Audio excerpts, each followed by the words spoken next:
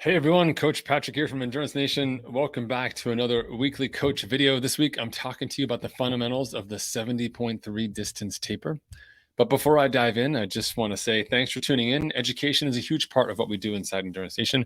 We believe that smarter athletes are faster athletes. And a large part of what we do, both from a coach perspective and from a peer athlete perspective, is capturing knowledge and sharing that back out again so that each of us can get better by being faster, becoming stronger, smarter, and staying consistent over time.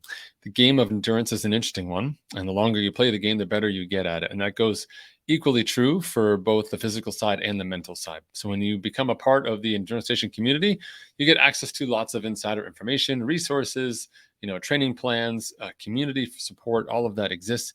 And you can learn more about that over at endurancenation.us. Our season kicks off on November 1st. We have 3 distinct periods where you can join the team or our coach level, which is by November 1st, January 1st, and April 1st. Otherwise, you're welcome to sign up for our plan level, get the fundamentals, the basics, see if the team's right for you, and you can upgrade at any of those select periods of the year. All right, so that said, let's talk the fundamentals of the 70.3 taper. All right, so 70.3 distance. Get your triathlon hat on or your goggles or whatever you want to talk about.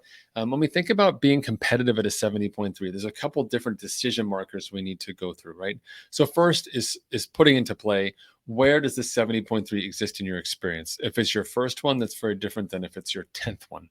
If it's your first one of the year, that's very different than if you're competing in the world championships, right? If you are like a young, inexperienced athlete, or you're perhaps slightly older, a little more, of a veteran athlete, I'm not calling you old, I'm not asking your age group, but a little bit older, that also plays into account. And so trying to figure out how we taper honestly really starts first by understanding who you are as an athlete, what your expectations are for the race. So it's super important that you get those things dialed in first. So have a pretty candid conversation with yourself. Number one, who am I as an athlete? Like, I've been playing this game for a while. Do I know what I'm doing? Have I, seen a lot, made some mistakes, learned from those mistakes? Where am I on the spectrum? Number one.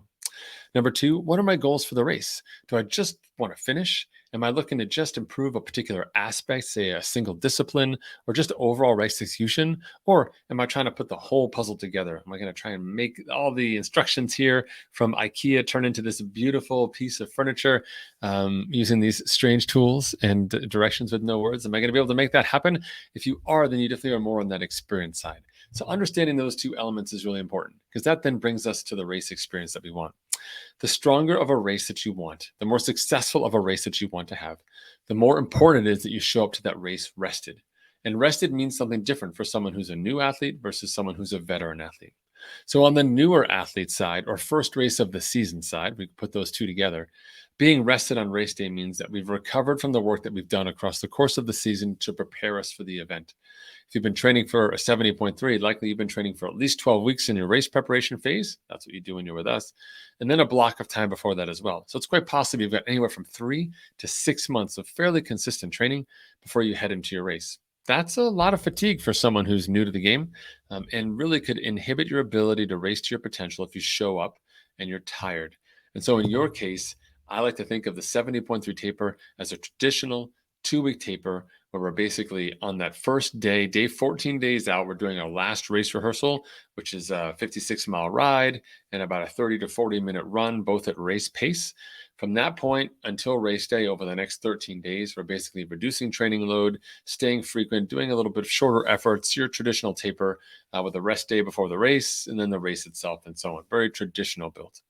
If you fall on the more experienced side, then the 70.3 taper changes a little bit. Yes, you've had training load across your season, but as an experienced athlete, training load across your season is something that you're quite accustomed to. In fact, you've probably done several other events across the season until we've ended up at this point of the year where you're doing the 70.3. So in this case, training fatigue is no stranger to you. We need to use it to our advantage.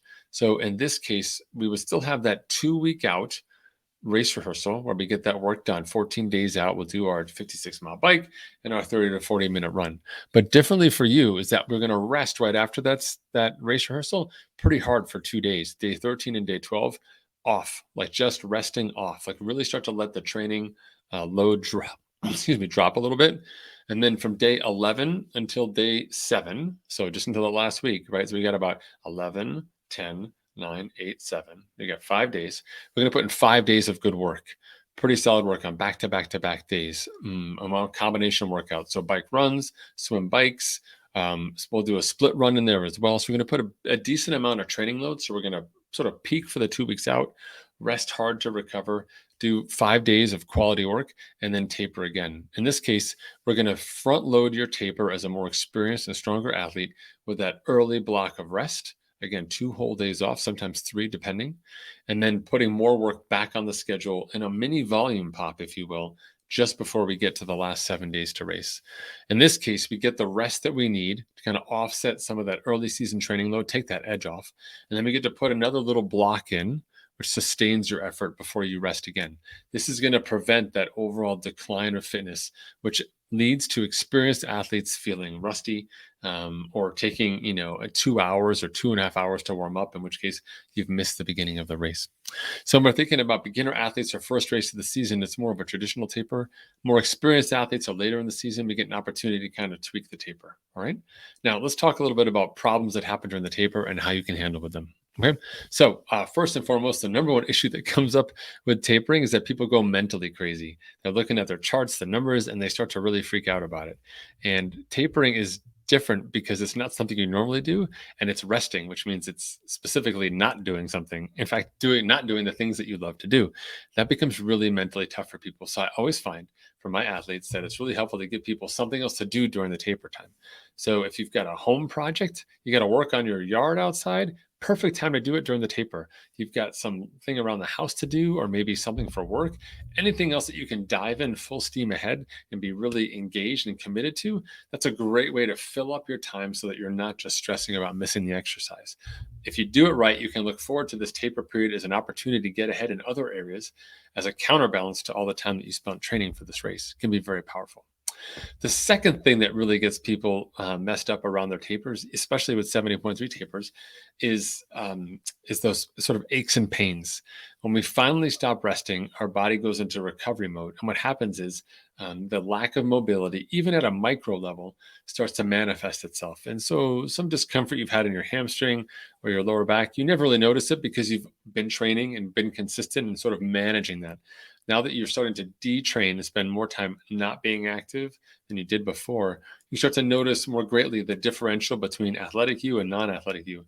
A non-athletic you is like raising its hand saying, hey, I don't like how my calf feels, or I don't like how my foot feels, or my back feels, or my psoas or my SI joint, or whatever it is.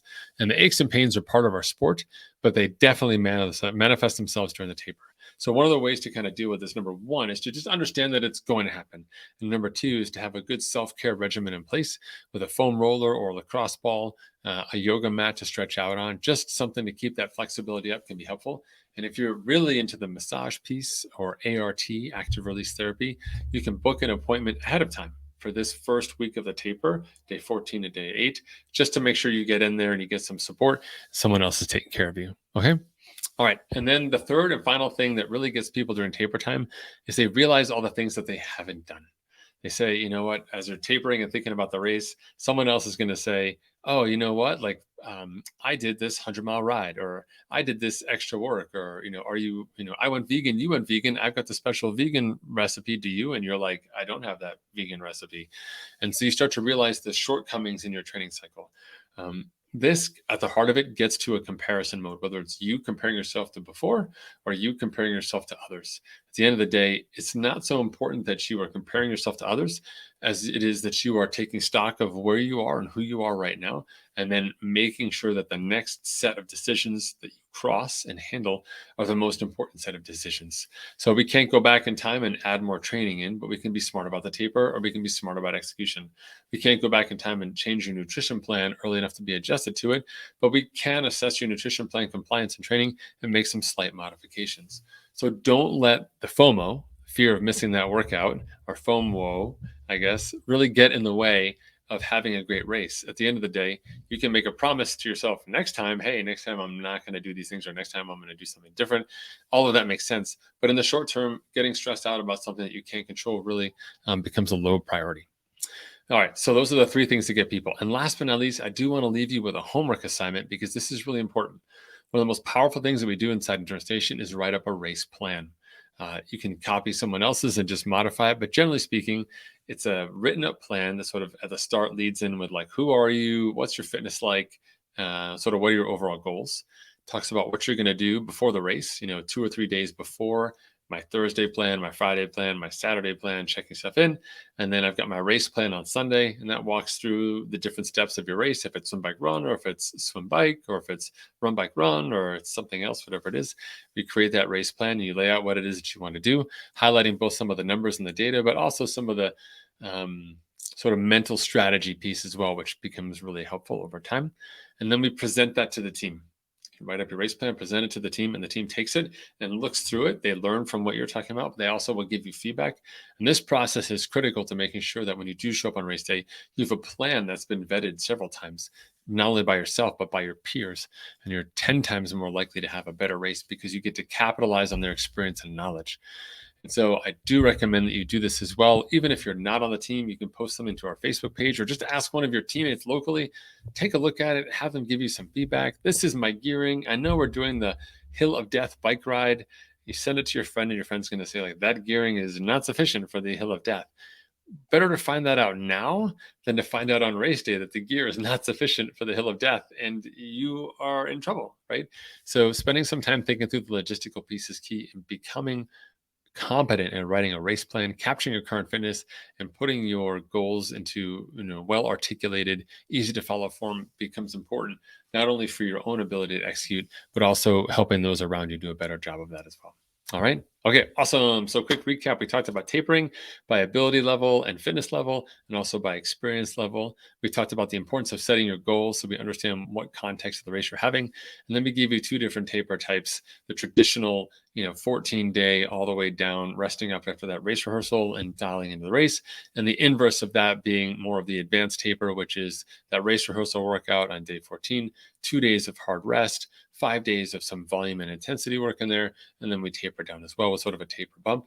We talked about the 3 things that can get in the way as you go through the process of preparing for a race, the mental freak out, the physical strain that just kind of manifests itself on your body, and then that sort of fear, general fear of missing out, which people really get spun up about.